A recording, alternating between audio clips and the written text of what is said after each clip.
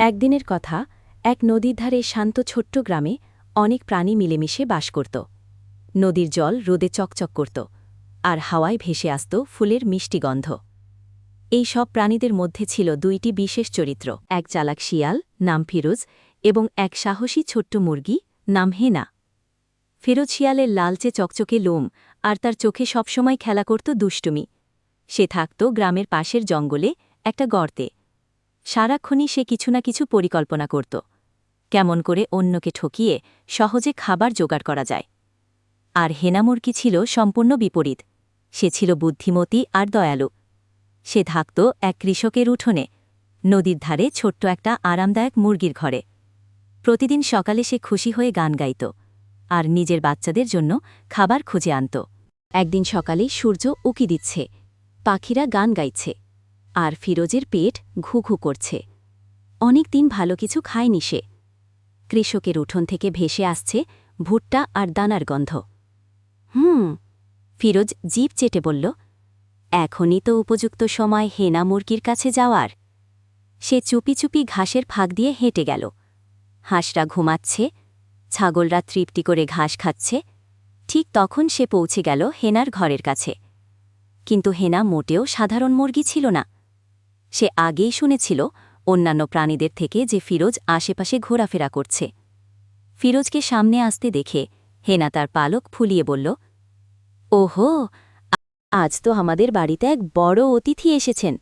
কি খবর ফিরোজ ভাই, কেন এলে?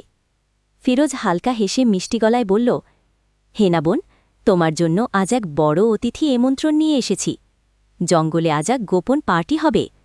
সব প্রাণী থাকবে, নাচগান হবে, আর ভুরি ভোজ। হেনা চোখ ছোট করে বলল, পার্টি? কিন্তু তো কেউ আমাকে কিছু বলেনি। এটা কি শুধু মুরগিদের জন্য? একদম ঠিক। ফিরোজ তাড়াতাড়ি উত্তর দিল, এই পার্টি শুধু বিশেষ মুরগিদের জন্য। কিন্তু হেনা ছিল খুবই বুদ্ধিমতী। সে হাসি মুখে বলল, তাহলে তো আমায় সাজতে হবে। তুমি একটু অপেক্ষা করো, আমি এসে পড়ছি। ফিরোজ মনে করল সে কাজ হাসিল করে ফেলেছে। খুশি হয়ে বলল, অবশ্যই, সময় নাও। হেনা তাড়াতাড়ি ঘরে ঢুকে হাঁস আর ছাগলদের ডেকে বলল, ফিরোজ আমাকে ঠোকাতে এসেছে, চলো আমরা তাকে একটা ভালো শিক্ষা দিই।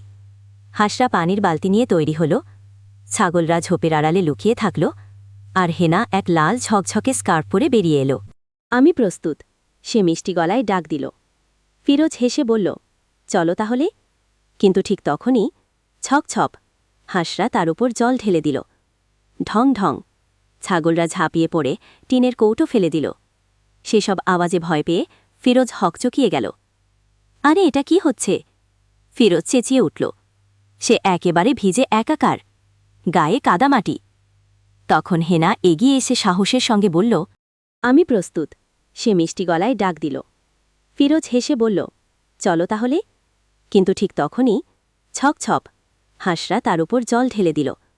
ঢং ঢং ছাগলরা ঝাঁপিয়ে পড়ে টিনের কৌটো ফেলে দিল। সেসব আওয়াজে ভয় পেয়ে ফিরোজ হকচকিয়ে গেল। আরে এটা কি হচ্ছে? ফিরোজ চেঁচিয়ে উঠল। সে একেবারে ভিজে একাকার, গায়ে কাদামাটি। তখন হেনা এগিয়ে এসে সাহসে, তুমি হয়তো চালাক ফিরোজ, কিন্তু আমরা একসাথে হলে আরও চালাক।